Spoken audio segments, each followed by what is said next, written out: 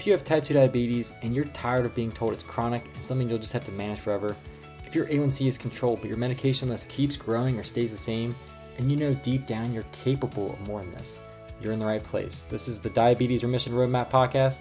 We're Brian Bisher and Cory Jenks, two pharmacists who spent over 2 decades inside healthcare. And we started this show because we got tired of watching capable people stuck getting managed instead of rebuilt. Here's what most people aren't told. Type 2 diabetes isn't just a blood sugar problem, it's a muscle and energy storage problem. When your body loses strength and metabolic flexibility, blood sugar rises, and you can rebuild that.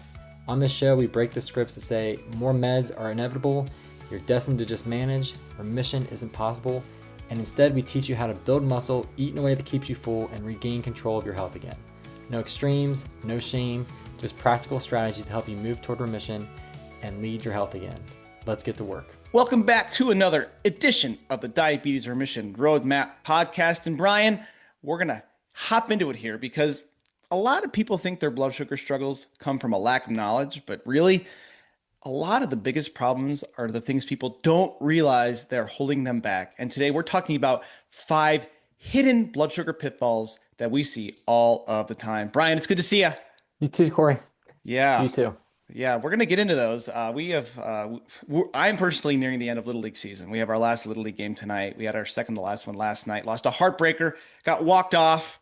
My son got to taste the agony of defeat. We snatched defeat from the claws of victory, but it's youth baseball, and we had a big water balloon fight afterwards. So hopefully the kids will just remember the excitement of that versus That's probably what they'll remember. I took my Little League team to a Reds game. They got demolished. And I think they'll just I'd imagine your Little League team would get demolished going to a Reds game. They're playing against major leaguers. Hey-oh. Yeah, no, the Reds got demolished, but that's par for the course these days, so it's fine. Yeah. All right. Well, the people are clamoring after that wonderful tease at the beginning to get into the top 5 pitfalls that are keeping holding you back, because I think that we have a lot of good intentions in this world. We think we're doing the right thing, but here's the deal: like your blood sugar in your body is keeping score. So if things aren't getting better, there might be some hidden pitfalls. So Brian, are you ready to hop into this? Yeah, let's hop in. All right. So number 1 is constant snacking. So a lot of times people think that small snacks are harmless.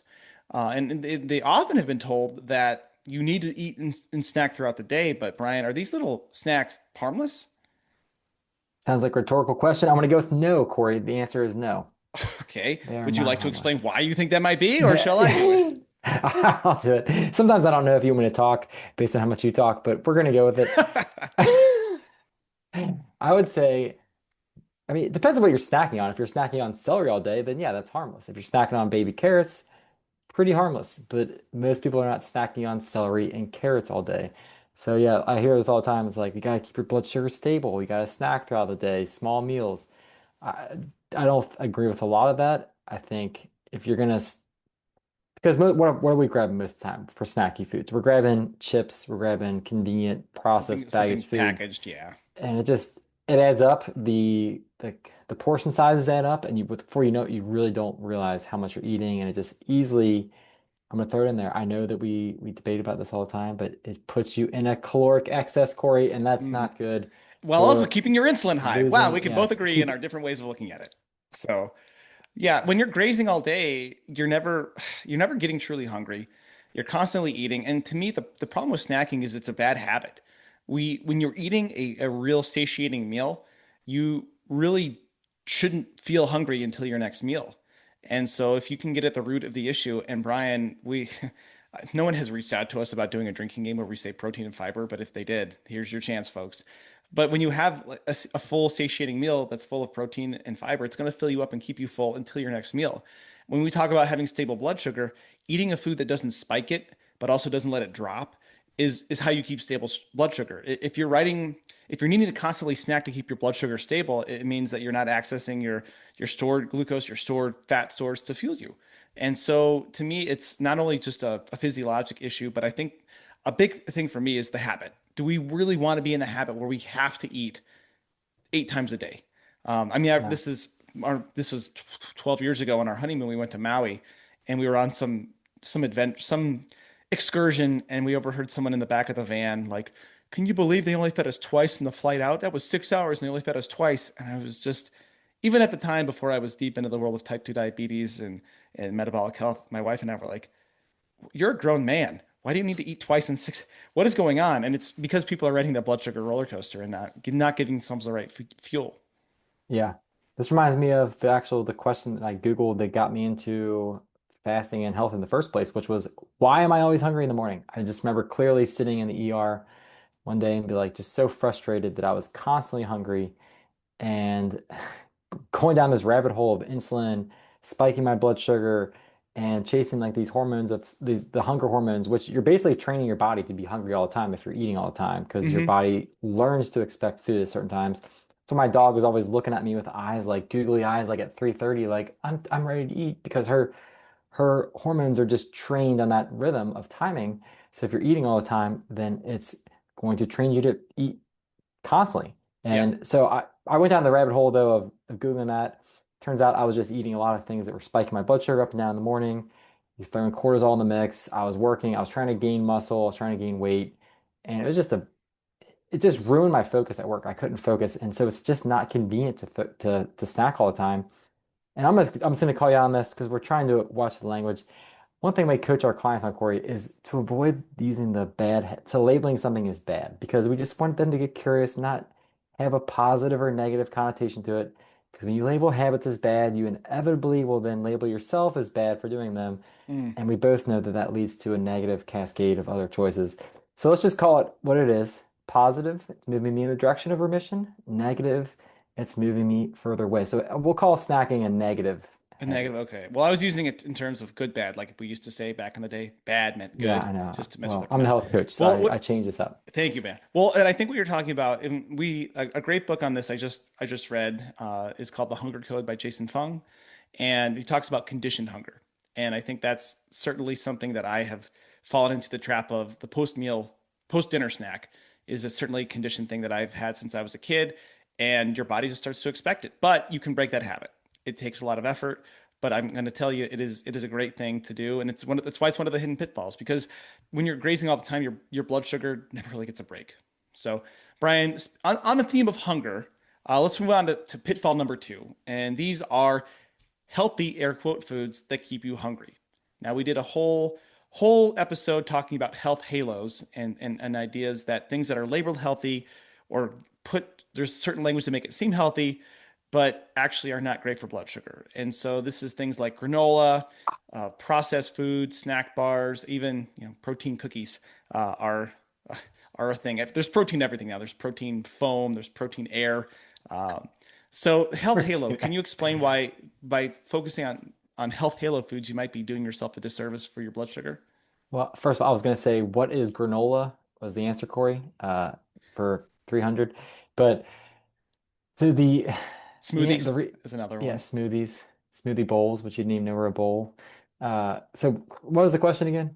Please. So so I was too why do these health halo foods keep your blood sugar high and keep you hungry? because they're lacking fiber and they're processed and they give that appearance of being hungry. And so they're also they a lot of times will spike your blood sugar. So you get pretty high spike from the food that then drives the hunger response. And that's why they keep you hungry. If they don't have much fiber. I will say the snack, like the health halo foods I like that they don't have this effect. I found like the edamame beans, like the Hmm.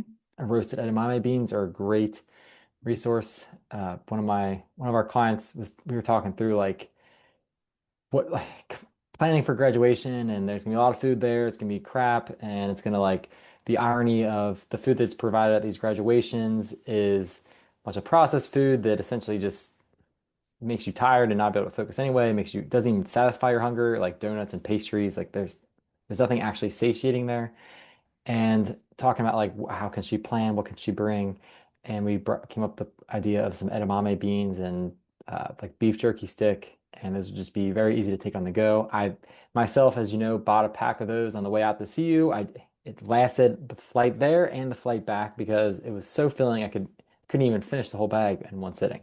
So there we Oh. go. Yeah, and I think when we say health halo, it's things that let's say like organic, gluten-free, keto, vegan.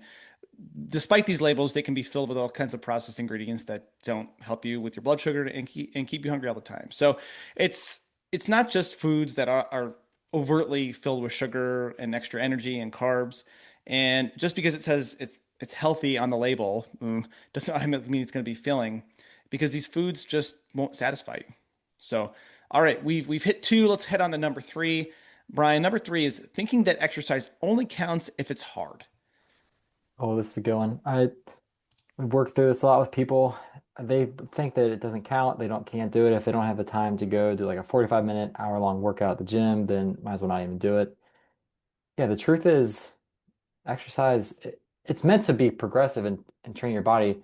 So I guess that the question would depend on like how hard are they talking about? Like what do you think someone's thinking if they think it doesn't I'm count unless it's thinking you hard? got to go to the gym for at least an hour. You got to be sweaty. You better be sore the next day. There better be like a monster truck tire that you're flipping. Maybe those giant ropes that you swing back and forth. Like I think when they think hard, they think it has to be this CrossFit type high intensity exercise. And it's all relative for someone who's never been to the gym before. Just simply the thought of going to the gym is too hard.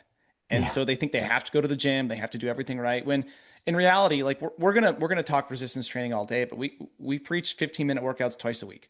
Like that is not my textbook vision of what hard was. It wasn't what I did when I was in high school lifting with the football team, or even in college when I had hours to work out. It's literally the minimum effective dose of strength training. We're talking about walking and moving throughout the day, taking little movement snacks, doing squats throughout the day, post meal movement to bring blood sugar down. This doesn't have to be, I mean, if you're a gym rat, great. But if you're not a gym rat, it doesn't mean that you have to become one, because you're not going to do it. And so I think that's one side of it, is it keeps people from doing it. Now, the other Mhm. flip side of this is that people think it has to be hard, so they go hard. And I think we've experienced this with our patients and our clients in the past, is exercise is a stressor. And if you're not sleeping well, if your cortisol's through the roof, if you're stressed, and then you're throwing high intensity workouts in, and I see people do this. Like I saw this. I mean, I go to a gym once a week. I do like a high intensity coached workout, and there's guys there that are going like every day, and he's like, I'm tired. They're in there in their 50s, and they're just like, I feel tired all the time. Like probably because you never recover. Like you don't need to be Yeah. doing this. I do this hour-long hard workout because I'm 39. I want to do some explosive movements that I'm just not going to make myself do on my own. I want supervision. But around those days, I'm going for a long walk or a long ruck. I recover. I have a day where I just move and play and shoot hoops and walk. Like this is there's the flip side of this, is that stress from the workout that's super hard can actually raise your blood sugar. Yeah, yeah, I agree. It's people don't recover enough, and if you're really stressed, then throwing in this extra hard workout is not going to be conducive to putting diabetes in remission. So I'm on board with the steady strengthening Hmm. method we talk about, and gradually building up that stressor of the and so your muscles adapt and do get stronger, while Hmm. at the same time keeping up movement throughout the day, having those snacks like you talked about. Yeah, I think So that small, consistent movement is better than occasional punishing workouts. That's a for great way to sure. get injured and to be Yeah, injury frustrated. prevention. Yeah. So, Essentially, like you said, it's the biggest barrier mentally than it is physically. People just mhm. think it has to be hard. I don't know how to do this. When in reality, like the exercises don't have to be that complicated. They can just cover the six basic movement planes, and you do those. You do them slow. You focus on the pattern and the form, and you're gonna get that like minimum effective dose, like you talked about. Great. All right. Moving on to number four. And Brian, this one is a spicy one. It's Yeah. a little controversial, and for both of us, it could potentially hit close to home. So the number four pitfall is turning your spouse into your coach. So a lot of times we come across people, and especially in my career, in the clinical side of things, is that we think that getting support from your spouse is the same as a coach. And well, I know the quickest way to get on my wife's bad side is to critique her workouts and her exercise. So Brian, you seem really like frothing for this one. Now I So just know the worst way to. quick pause to check in with you. Are any of these pitfalls resonating with you? Can you hear your own story in some of these things that get in the way of improving your blood sugar? Well, if so, we'd love to offer up a medication exit strategy phone call. This is a call where we can go through your blood sugar, go through your history, and help you find some clarity on your path to type 2 remission. To book your medication exit strategy call, send us an email Our address is in the show notes, or send us a DM directly on Instagram. Again, struggling with your own blood sugar, resonating with these messages, book a free medication exit strategy call with us, either via email or DM. All right, let's get back to the show. For my wife is to critique her food. And they're like, well, it comes from this, you want it to be coming from love, but sometimes it can come off as control or controlling. And I have a history of doing that and not in a negative way. There'll be a future episode or past episode whenever this is released, my health journey, and you'll hear like that whole process, the whole journey I went through of controlling our food and becoming afraid of food. So it's definitely not a good idea. I think there's different relationships of accountability and having a coach, someone who's indifferent, someone who you're not sleeping next to at night. It definitely makes a big difference. Yeah, I think it's hard to objectively coach someone that you're also emotionally invested in on a personal level. And this is, I mentioned earlier, going to a workout class once a week to get coached. And my wife goes twice a week. And there's been different things in our life where, I mean, we got a sleep coach because trying to work together on that was just, it was too emotionally charged. So getting an objective third party. And we hear it all the time, like, hey, my wife's going to coach me. I'll be fine. And okay, we'll see. We hope, like, I think you need to have a supportive spouse who's on board with what you're trying to do, but to have them be the one that is critique like that's like helping you with a plan, that's a totally different level of commitment and path. Yeah, I hear a lot. It's not about coaching them, it's about keeping them accountable. But honestly, keeping your accountability really falls back to you. When someone comes to us and all they want is accountability, to me, that's a little bit of a red flag, is because that means to me you don't even, because we're not going to be physically there helping you. You have to you have to do things on your own. So we obviously have ways which we help people stay more accountable to themselves, but we're not ultimately the ones like keeping them accountable, if that makes sense. That you have to stay accountable to yourself. Mhm. But I think a big thing that also will then trip people up is that when it comes to having someone very close to you keep you accountable for the changes you're trying to make, the positive changes in your life, the habits, is oftentimes they played a big role in you developing those habits and changes. And so it can be really challenging for them to then be that same person helps be the change maker for you to flip those habits in the other direction when they were so delicately intertwined in those habits. That's maybe not the best word, but like they were involved in those habits, and also like the identity. You hear like identity habits are attached to identity a lot, so people might seem like they change as their habits change, and that can be standoffish to people. Like, oh, we've heard it before.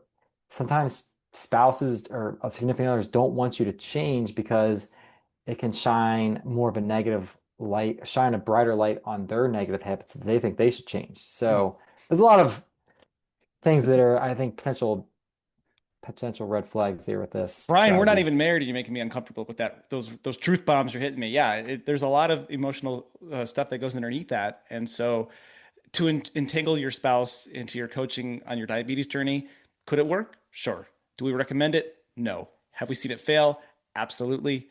And that's why it's number 4 on our list. Okay, moving on to number 5. The final one is of your pitfalls in diabetes remission is waiting until you feel motivated. So the reality is that motivation follows action more often than action follows motivation. And so I think people really focus on this idea of I need to get motivated. I just need more motivation. And I don't know, Brian, about you, but when you tell someone that if you don't fix what's going on with their blood sugar, they're going to lose their eyes, their limbs, their kidneys, their heart, their life. I don't know what more motivation you need. You tell them that people are relying on them, that their kids, their spouse, their parents, they need them around, their business, whatever it is. There's no more motivation that we can give someone to say that you will die earlier if you don't change your ways. But I think they overestimate the need for motivation and underestimate the importance of just their environment as well. Yeah, we've talked about this before. Motivation is not necessarily a thing you find, it's something you do and create. It's finding that purpose, bringing that purpose is making it as relevant as possible to your situation, the why. Can't have always have some st like future future motivation, future goals, they can be great, but the more you can make it relevant to your situation now and how it's going to be tangible in your life today, the weighing the costs of changing, because there's always cost of changing, weighing the cost of not changing, finding those pain points and really digging deep into them and getting honest with yourself. That's all part of that why and the purpose of why you're going to make these changes. And then creating it further, moving it forward with small, simple changes, and then putting energy behind that in terms of basically energy is like you need to be able to move. You need to be able to do things. So I think small, simple changes and energy go hand in hand. As you're making small, simple changes, your energy will improve and you carry the momentum forward by continuing to make the small changes and building those skills. Yeah, I think that it just has to come down to you have to just get sick of feeling sick, and and as you say, the small changes. And I think for me, a big piece of this is improving your systems and environment. So you're not gonna. There's no amount of motivation that will overcome being stressed and tired at the end of the day with a big pile of warm brownies that I people bring into got the house. Yeah, you have something to so say. Yeah. well, yeah, something to say is this one always hits me is you're not gonna so if you're so let's say you have a person in your life you care deeply about. Could be a child, could be a spouse, could be whoever, a best friend. Let's say they get kidnapped and they end up somewhere and you are you gonna need to create motivation? Do you need motivation to go get them? No. The reason because your desire is through the roof to go save them. So it's really more about desire than it is motivation, Corey. Mm. It's you just need to have that desire to change, the desire for the outcome. And so that's what people are actually looking for is a lot of times people come to us, they'll say they need the motivation, but it's actually desire, Mm. not motivation. Wow. All right, Brian. Well, thank you for bringing that home. And just to recap, in case you want to recap, so the five pitfalls we talked about today that keep people stuck and away from their type 2 remission. Number one, constant snacking. Number two, healthy foods that keep you hungry and your blood sugar high. Number three, taking exercise only counts if it's hard. Number four, turning your spouse into your coach, one of Brian's favorite things to talk about. And number five, waiting until you feel motivated. And so, which of these resonated with you the most? Let us know. Send us an email. Send us a DM on the on Instagram. Because the truth is, Brian, most people don't fail because they don't care. They often fail because they don't recognize the hidden things that are quietly working against them. And once you see them, you can start changing them. So we hope Bingo. that it's helped you see some things working against you. If there's another pitfall that we missed but you figured out, let us know too. Like we can do five more pitfalls. We're not short of pitfalls and experience. So Brian, thanks for chiming in today. This was an especially fun one, especially because we were both wearing red shirts. So go to Yeah. YouTube and watch us match our shirt. Yep. So thanks for listening. If this resonated with you, share it with someone who needs to hear it. Rate, review, share it in a group text, share it in an email thread. And until next time, keep it simple and do what works. If this episode gave you clarity or hope, share it with one friend who's been stuck in the diabetes trap. That's how this mission grows. One person, one family, one story at a time. And if you haven't yet, leaving a quick review helps more people find the show and realize they're not stuck with meds forever. It takes less than a minute and it means the world to us. Thanks for being here, and thanks for being part of this movement toward freedom. Thanks for listening to the Diabetes Remission Roadmap. The ideas discussed here are for general informational purposes only and do not constitute medical or nutritional advice. We are pharmacists, but we're not your personal healthcare providers. Always consult your own physician or qualified clinician before changing medications, exercise routines, or nutrition plans. Results vary, and what works for one person may not work for another.